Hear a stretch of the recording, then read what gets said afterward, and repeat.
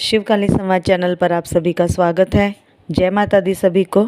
आज का विषय है कि कई बच्चे बोलते हैं, माँ पहले हमारे शरीर पर सवारी आती थी पर अब सवारी आना बंद हो गई है। मतलब कि पहले सवारी खुलकर आती थी, अब नहीं आती। तो इससे पहले कि हम अपने विषय पर चर्चा करें, आपसे निवेदन है कि मेरे चैनल को सब्सक्राइब करें, वीडियोज़ को लाइक करें, कमेंट्स ज़रूर करें, क्योंकि आपके कमेंट्स मुझे प्रोत्साहित करते हैं आगे वीडियो बनाने के लिए। तो आइए करते हैं अपने विषय पर चर्चा कि पहले सवारी आती थी, अब आना बंद हो गई है। क्यों? क्या कारण है कि सवारी अब नहीं आ रही है? तो सबसे पहली बात बच्चों, जो कि मैं बार बार बताती हूँ कि सवारी आना एक साधारण बात नहीं है। हमें हमारे इष्ट की, हमारी महामाई की विशेष कृपा मिलती है सवारी के माध्यम से। ऐसे ही सवारी किसी को भी प्राप्त नहीं हो जाती है। जिन पर माँ की या उनके इष्ट की सवारी आती है वो बहुत ही विशेष व्यक्ति होते हैं। ये विशेषता हमें अन्य समाज से अलग करती है और बताती है कि हमारे ऊपर हमारे इष्ट की विशेष कृपा है। और जब हमारे ऊपर सवारी आने लग जाती है तो हमें नहीं पता होता है कि ये हमारे साथ क्या होने लगा है। ये बदलाव हमारे अंदर स्वतः ही आने लगते हैं, जिन्हें हम जानने समझने के लिए इधर उधर घूमना भटकना आरंभ कर देते हैं, कहीं किसी भक्त के पास, किसी तांत्रिक ओझा के पास। तो होता ये है कि कोई कोई भक्त सच्चे मन से अपने इष्ट की पूजा के लिए, सेवा के लिए बैठे हुए होते हैं और ऐसे भटके हुए बच्चों को सही मार्ग भी दिखाते हैं।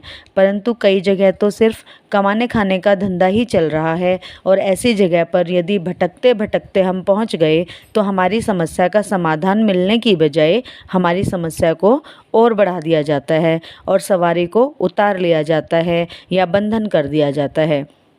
इस कारण भी सवारी आना बंद हो जाती है और हम समझ पाएँ कि क्या हुआ है।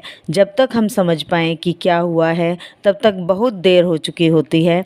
परंतु कई बार स्वयं हमसे ही कुछ गलतियां हो जाती हैं जिनका हमें आभास भी नहीं होता है कि ये कमियां हैं हमारी और जिनके कारण सवारी आना बंद हो गई है। यदि आप इन सभी कमियों को दूर करेंगे या फिर याद रखेंगे तो कभी भी आपकी सवारी आना बंद नहीं करेगी और भी ज़्यादा शुद्ध होकर प्रभावशाली होकर चलेगी। तो जब हमें सवारी के रूप में अपने इष्ट की विशेष कृपा मिलती है तब हमें बहुत से नियमों का पालन भी करना होता है। तो सवारी वाले व्यक्तियों के लिए बहुत से नियम बनाए गए हैं जिनका हमें पालन करना होता है। तो सबसे पहला नियम है कि सवारी वाले व्यक्ति को शुद्ध आचरण रखना होता है। सवारी वाले व्यक्ति को कभी किसी की चुगली निंदा नहीं करनी चाहिए। साफ सफाई का, स्वच्छता का विशेष ध्यान रखना होता है। प्रतिदिन स्नान करें, शुद्धता का ध्यान रखें। प्रतिदिन दोनों समय पूजा करें, ध्यान करें। यदि आप स्त्री हैं तो बालों की साफ सफाई का विशेष ध्यान रखें। मांसाहार नहीं करना चाहिए क्योंकि देव तत्व शुद्ध तत्व होता है। अब हम नॉर्मल इंसान नहीं हैं, हम साधारण इंसान नहीं हैं, हम देवत्व को प्राप्त कर रहे हैं। तो उसके लिए हमें अपने व्यसनों को त्यागना होगा। शराब का सेवन नहीं करना है। अपनी आत्मा को शुद्ध बनाएं।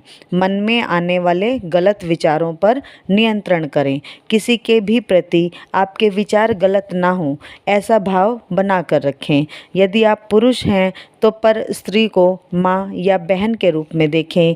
यदि आप महिला हैं तो पर पुरुष को पिता या भाई के रूप में देखें। कहने का मतलब है अपने चरित्र का विशेष ध्यान रखें। सबसे